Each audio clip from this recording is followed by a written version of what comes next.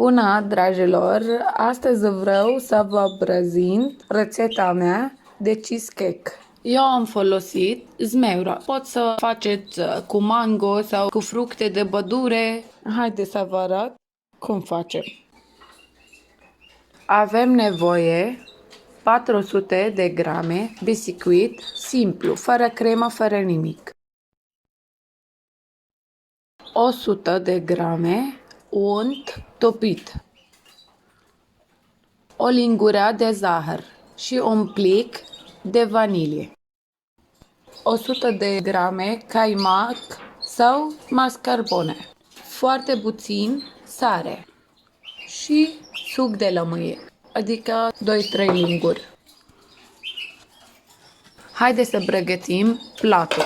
Punem biscuiții în tucător sau într-o pungă și îl batem până să facem praf.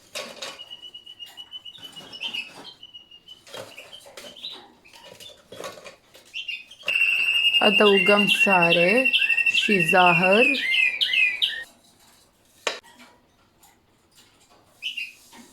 și zahăr vanilie.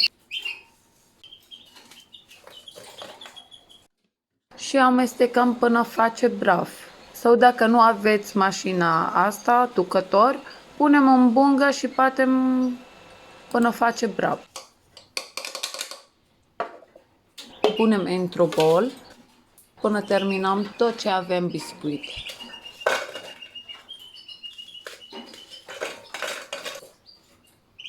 Punem acum lămâia și unt.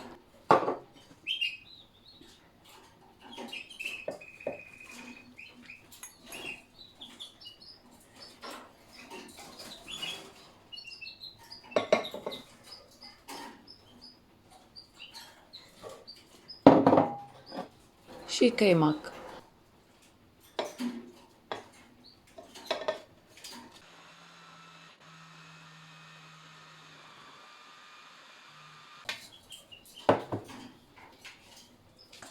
Acum punem peste biscuit.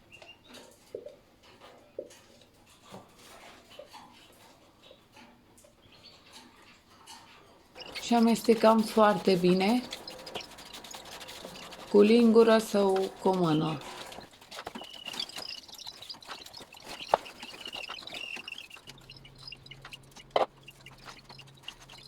După ce am terminat, întindem așa în tavă foarte bine. Dacă nu merge cu lingură, mai bine cu mână, cum fac eu aici. Așa trebuie, ia uitați cum arată.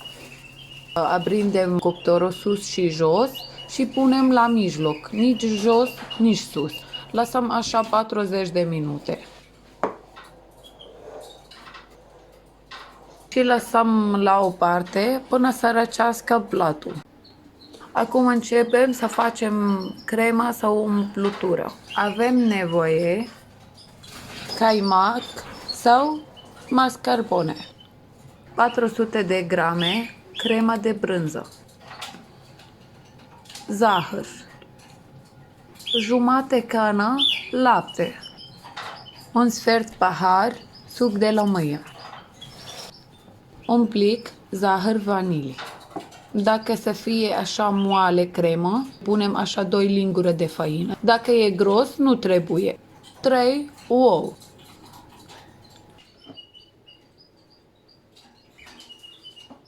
Adăugăm într-o bol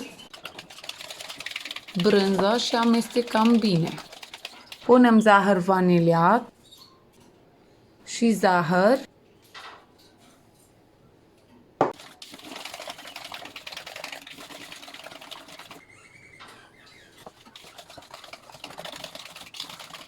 Punem caimac sau mascarpone și amestecăm foarte bine.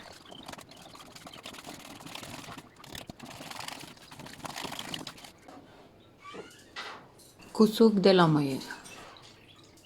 Ia uitați cum arată la mine. După ce face crema, punem ou.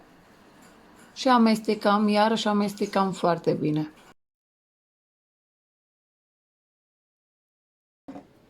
Eu am pus și făină.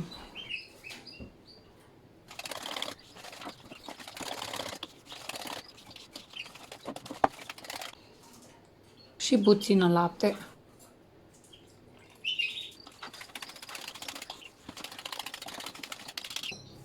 După ce am terminat și s-a răcit platul, punem crema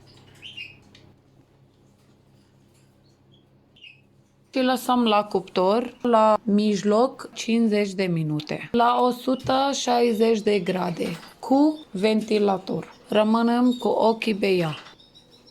Așa trebuie să arate. Și după ce terminăm, lăsăm să răcească singură. Acum pregătim zmeura. Avem nevoie o bungă de 400 de grame. Pune într-o tigaie 3 sferturi pahar de zahăr. Și ne trebuie încă 2 linguri de suc de lămâie și 2 linguri amidon cu foarte puțină apă. Punem la foc și amestecăm continuu până să tupit zahăr. Punem suc de lămâie și amestecăm încă 2 minute. După aia punem amidon, puțină apă și amestecăm până se tupește amidon într-o cană.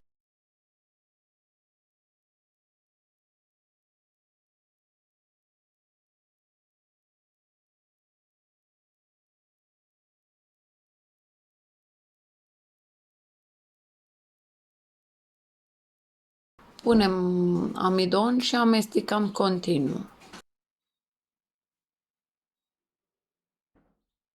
Și lăsăm pe foc mediu.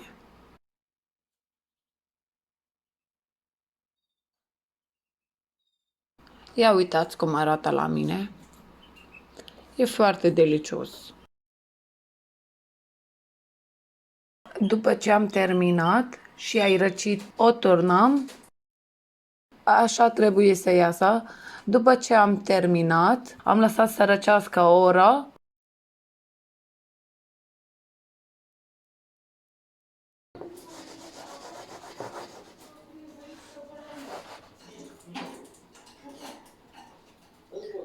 Și după aia am pus în frigider încă o oră.